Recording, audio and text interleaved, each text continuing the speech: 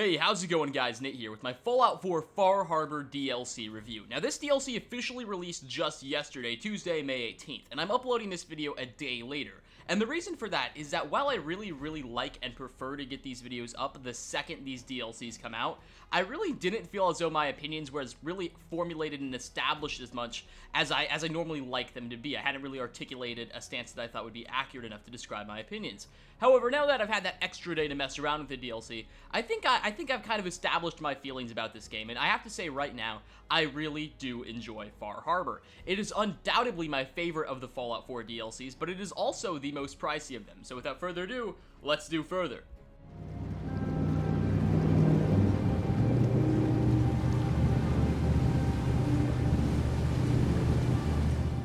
The best way I could simply sum up Far Harbor is that it is a lot more Fallout 4. There's more guns, more equipment, more armors, more NPCs, more quests, more new locations, just more Fallout 4, and that's definitely a huge positive in my opinion that this DLC has going for it.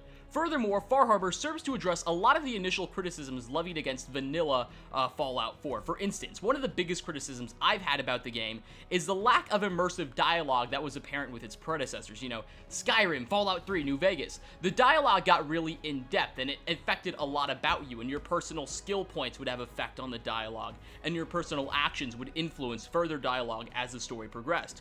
This wasn't as apparent in Fallout 4's vanilla release. This element just really wasn't there.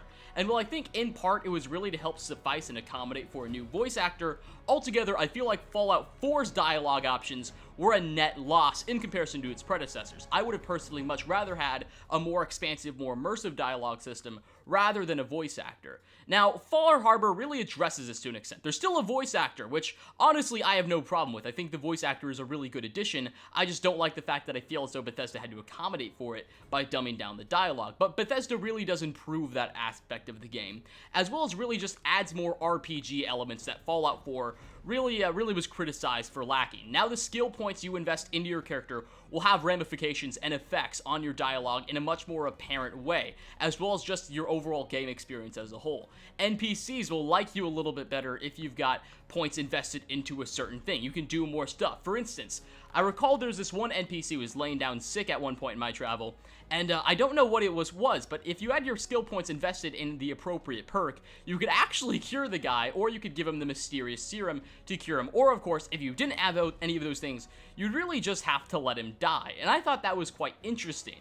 Because normally in Fallout 4, you never really had much option with what you did, you know? Your options are always like yes, definitely yes, probably yes, sarcastic yes, and no, but really yes.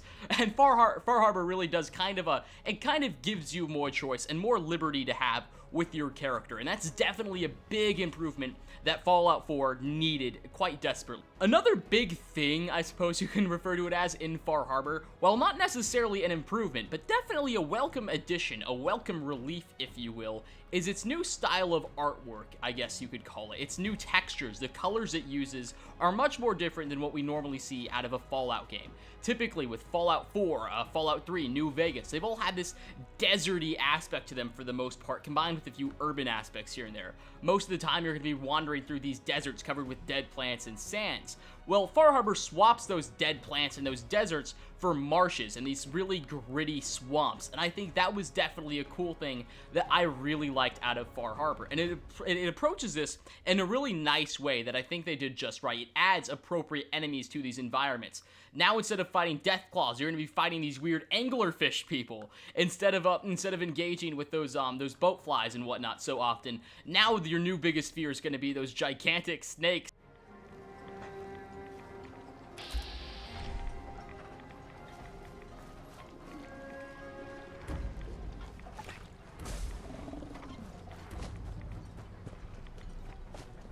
Oh god, oh, they're so scary, But altogether, I think the DLC did that well. The new atmosphere that it takes on with it is definitely a welcome addition, and I'm not exactly sure whether or not I like that atmosphere more than Fallout 4's base one. I'm not sure if I like the swamp, marshy textures more than I like these deserts.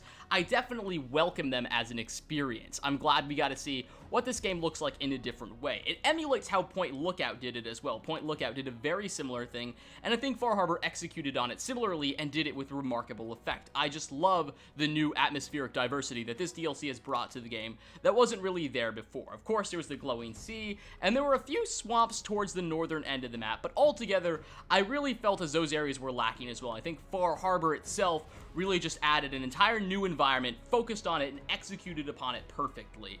And that was a big thing I really enjoyed about the... Now, as for terms of just questline and story, I really don't want to give too much away about this. And to be quite honest, even if I tried to, I don't feel like I'd be that successful. I think there's still some elements in the story that I've yet to fully dissect and fully understand. But altogether, the DLC's questline is pretty much what Bethesda initially preached it out to be. You travel out to Far Harbor in search of a missing girl through a mission that Nick Valentine gives you, and you go there alongside of him. Now, ultimately, you find out and you get entrapped in this big web between these three big factions, the Children of Adam, the Locals, and the Synths, and that's essentially what I'm going to leave you with right then and there. But what I will say is that choice is choice is much more emphasized in this DLC than previously. Your choices will have significant ramifications on the future. You'll often be approached with decisions that you get to make, and you're not really going to be sure which is the right one, which left me saving the game multiple times before I'd go out and make those decisions for fear that I'd pick the wrong one. But altogether, I really liked that out of this DLC, how it left me guessing. It never really gave you a solid line, like, this is right, this is wrong, be good, be get bad, pick which one you want. Instead, it said, hey, you know, I mean, both these guys are pretty valid points, to be quite honest, you know? I mean, this is a pretty good... It gave you a lot of those, and altogether, that's what I liked about this DLC. More so than Fallout 4, which the vanilla Fallout 4 did this well as well, I must concede. It wasn't exactly morally obvious which characters were right and wrong and which faction you should side with, but Far Harbor emulated the same thing, and that did that well as well. I'm really liking these morally gray areas, so to speak, that we're being approached with so often in these DLCs, rather than the previous, oh, this is right, this is wrong. But altogether, considering the vast quest line, considering the new environments this game promotes, considering the just base expansions upon the game that Far Harbor delivers, I think it's definitely worthwhile DLC that I had a lot of fun playing. I think if you're getting bored with Fallout 4, if this game's getting a little bit repetitive to you, like you've done everything you've really wanted to do, you've completed all the quests you're interested in, you got all the items you want, Far Harbor's definitely a DLC for you. It adds a ton of new content into the game, and that's something that this DLC really stresses, is just more content, more Fallout 4, and that's the theme that this DLC sets up, and that's why I think it's a really enjoyable one, and I'm definitely sure it released at the right time, as right now the game's beginning to dull down, people are beginning to get sick of it, people are starting to gravitate towards other games, as was the case for me personally, but Far Harbor definitely sucked me back in, and I hope it does to you as well. Currently, the DLC is going to set you back $25 US if you don't already have the season pass, in which case, if you do, you don't need to pay any more money. All you got to do is hit install as soon as you see it on your system. But anyway, guys, thanks for watching. Hope you enjoyed this video. Like if you liked, dislike if you disliked, and I hope to see you all in the next one. Peace, everybody.